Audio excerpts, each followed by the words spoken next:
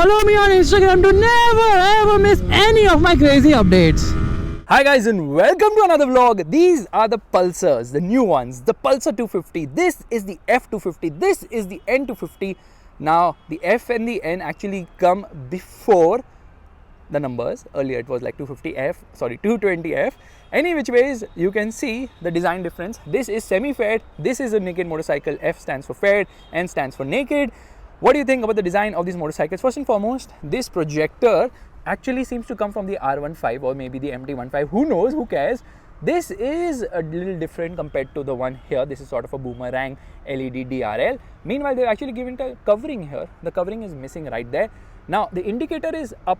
The indicator is below here. LED indicators, of course. The wheels and the tires actually happen to come from the other Pulsars.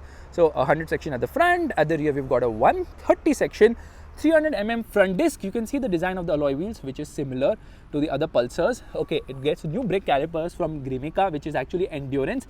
ABS written right there. Now this is semi-faired, so you get the fairing here, because of which it also gets a visor and the mirror is placed on the fairing itself. Here the mirrors are placed on the handlebar, and of course slight differences in terms of the design because of the fairing. Meanwhile, it's oil cooled, so the oil cooler is placed somewhere here, and there is actually a guard right there. It's more prominent on that particular motorcycle. Obviously the horn placement is right here. This is the crash guard, and you get nice stripes which are also carried over on the alloy wheels of this motorcycle.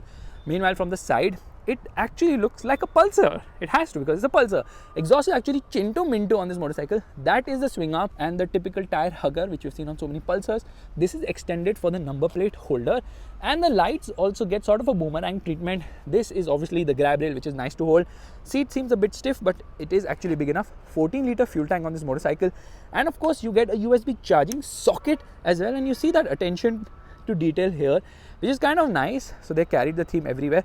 The mirrors, I don't know how good they are. I'll tell you when I'm riding the motorcycle, but I don't like the shape, to be honest. You get a visor to curtail wind blast, of course, and as I see it, the F obviously looks better. You pay 2,000 more for this. This engine, which you see here, it says DTSI Twin Spark, is actually not the engine which does duty on the Dominar 250.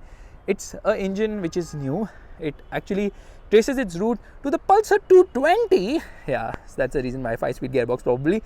Anyways, coming to the red one here, well, I like the design of both the bikes. I think they look quite cool. N250 written right here, Pulsar written here, so a lot of attention to detail in that regard. Bajaj understands that people really want attention to detail on their motorcycle. I don't know if you can see it or not. It's not so clearly visible. They could have made it a little bit more prominent, and they played a lot with colors, which is quite interesting, to be really honest. That is the ugly sari guard on this motorcycle. N250 written here. This is where the key goes to open the seat, so you can put the bike papers. That is a monoshock suspension, thoda sa chupa hua hai, and the pegs are actually center set. Okay, rubber mounting for the rider and no rubber mounting for the pillion as such. Meanwhile, here when I get up, I realize, like I think I've already told you this, but the handlebar is different. Here we get a regular handlebar. There we actually get a clip-on handlebar. Now this is for the pass-by, this is for high beam, this is for the indicator, this is for the horn.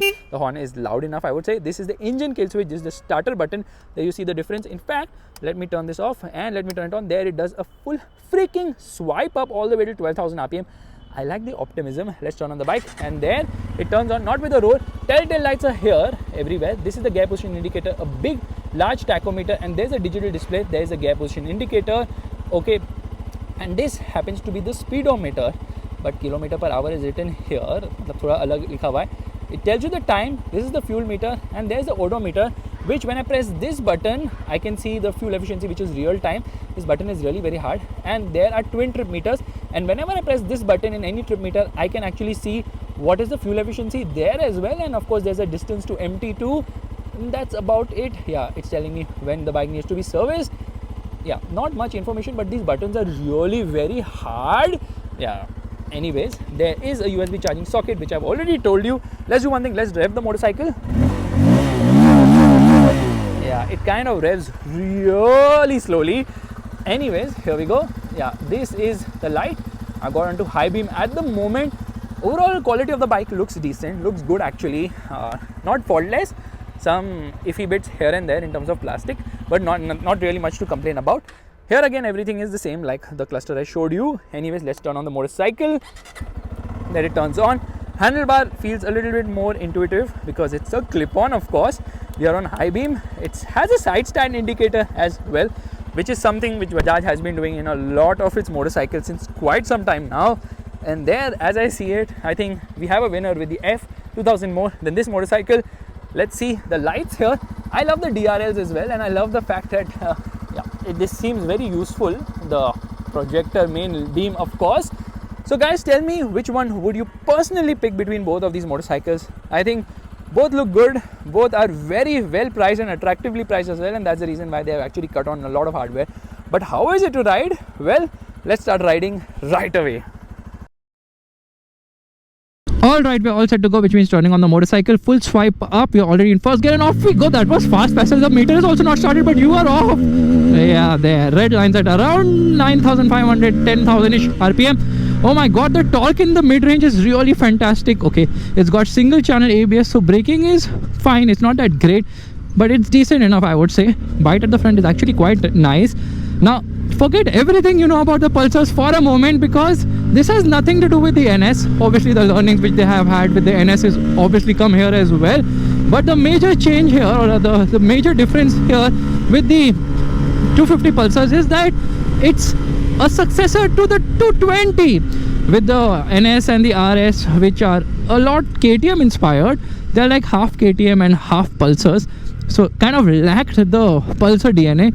But this one has the Pulsar DNA, so you can see mid-range grunt is really very nice. Now this is a 249cc engine. It is oil cooled, not liquid cooled, but it's very punchy in the mid-range. The torque curve is very nice indeed. It has a very wide torque band as well. In fact, it makes 21.5 Newton meters of torque, which comes in at a low 6,500 RPM, and the power output happens to be 24.5 PS, which comes in at 8750 RPM. So power and torque come in earlier.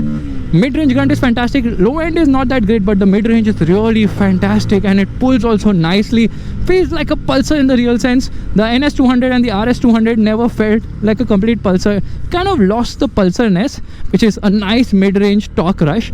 This one has it, and that's the reason they have gone back to basics, offering a 5-speed gearbox, which is also for cost reasons, but it doesn't really need a 6-speed gearbox is what Bajaj feels, considering the way the gearing has been done. And there we are reaching almost 10,000 RPM. Okay, the motor is quite refined, very smooth, but near the red line I can feel some vibes on the pegs, on the handlebar as well, but it's not even close to how much you've seen in earlier Pulsars or any other Bajaj bike as such. So yes, refinement definitely a step up as well. Disappointed that they have given it a single channel ABS. Dual channel ABS would be really nice. Gradually they will be phasing out all the old Pulsars, including the 220 and the NS200 and the RS200 also, I believe, because this is what the typical Pulsar character is, what they feel. Now this one weighs more than the older Pulsars. It weighs 164 kgs for the faired version, 2 kgs more than the naked version because of the fairing alone. And Bajaj claims almost 50-50 weight distribution, which is quite impressive. And with the naked version, 50-50 is not achievable because obviously no fairing, so it's kind of lighter on that end. Meanwhile, in the city you can feel that it's easy to ride because the handlebar is nice and nimble. Obviously the faired version with the clip-ons is a little bit more sportier to ride. The mirrors don't give me a good view of what's behind, but I actually use a lot of light materials to cut down on weight, but still it's heavy. In fact, the wheels, like I was telling you, are identical to the one on the NS and the RS. However, they're actually half kg lighter on both ends, which means it's like 1 kg weight saved there itself.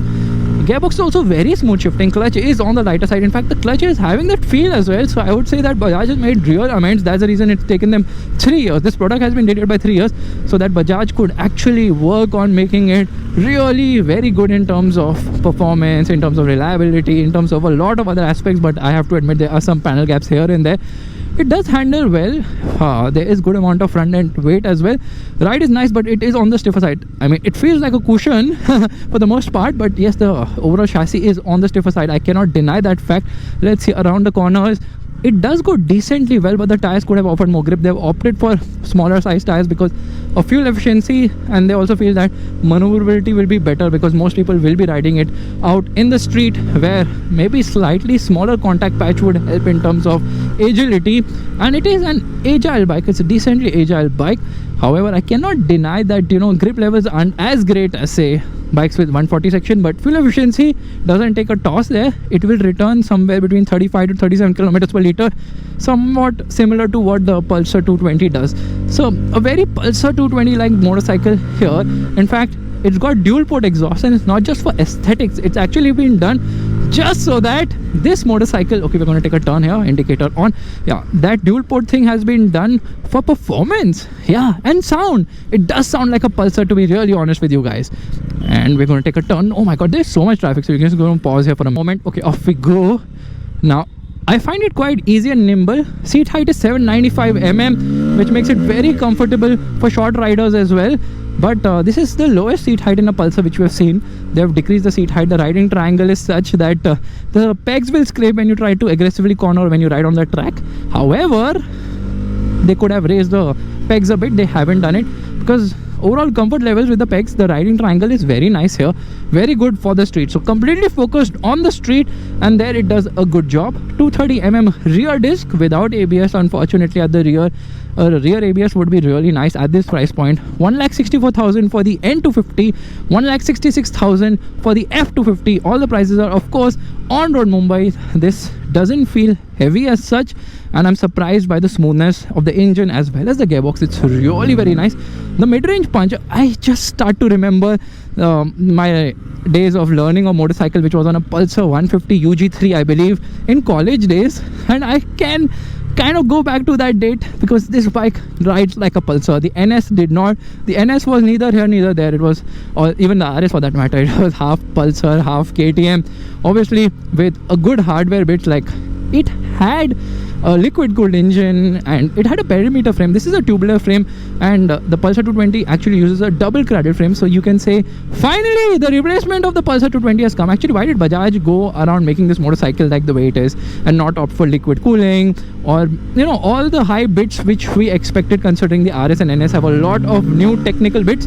Well, simply because they didn't want to offer this hardware. It was robbing away the Pulsar character. To keep that character intact, they had to go back to the basics.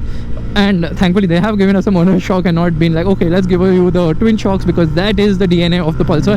Design-wise, evolution, but somehow it reminds me of the Discover 150, which had come once. And that's not all. Even the suspension travel, no, it's not increased actually. The wheel travel has increased by 20 mm. Suspension travel, that's a Tufan. Yeah, no, not the Cyclone type. Yeah, so the wheel travel has increased by 20 mm. Suspension travel has actually decreased because it gets a monoshock, and with the monoshock, obviously suspension travel does decrease a bit. I like this bike. I think it's very nice, but to compete with the FZ25 is another thing altogether. The FZ25 again doesn't have very strong spec sheet, but is very fast indeed. And will this bike be faster than that? I doubt. The FZ just pulls. It has a crazy low end. This lacks in the low end, but has the amazing mid-range punch, which really gives it stupendous grunt as such. And there, which gear are we going to hit 100 kilometers per hour? It is going to take at least third gear, which is par of the course, which is something which other bikes also do. Let's jump a speed breaker, no problem at all. Remains balanced, remains stable. Is this the best Pulsar? Yes, probably it is. And because you guys did not end up buying the NS or the RS and still chose 220s, that's the reason why Bajaj has not gone and given us a 250 with, you know, Dominar bits, because they believe that the market is more skewed towards the 220 and people want a bike with a 220 character, and that is where this Pulsar has been aimed at. So the traditional Pulsar fans who want something which is having the grunt in the mid-range, the torque, and not outright performance, because that's where the NS really shown, and it does 99 kilometers per hour in third gear. My goodness, burst by 1 kilometers per hour. Bajaj missed a slightly faster 0 to 100 kilometer per hour time, but hey, that's maturity. Overall rideability has been given the preference than outright acceleration here. Stops fine, I think. Brakes could be better though. Now many of you might wonder that why doesn't it get triple spark? Well, there's a big technical reason for that. Bajaj says that the Pulsar NS and the RS have a oversquare engine, which is KTM inspired, of course. There's enough space for a triple spark. Now these engines are not running a lean mixture as such. Their mixture is more towards the ideal AFR, which is air fuel ratio. That's the reason it cannot be given a triple spark. There's not enough space in the engine apparently. That is the reason. But hey, I don't care. As long as the bike is offering good performance, I'm happy, and decent fuel efficiency. And I think in that regard, Rideability, mid-range grunt has been given a lot of preference, and that's where this bike really shines. But how good is this Pulsar in the real sense? For this, we have to do the Pulsar 220 test, which every rider will do, which is, yeah baby, now let's see what it got. Don't try this at home, huh? 43 in first, 74 in second, 99 in third, which we have already seen, and top speed is somewhere between 130 to 140 kilometers per hour, depending on your riding style. And a mirror is so important now. I can't open it while riding, but you know what? This actually improves the performance by 33% mentally. Otherwise, it really does not. But a lot of riders actually close the mirrors and ride because it makes it more maneuverable.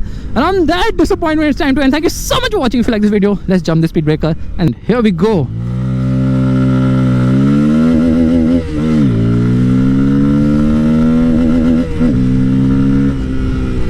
Sounds really nice, right?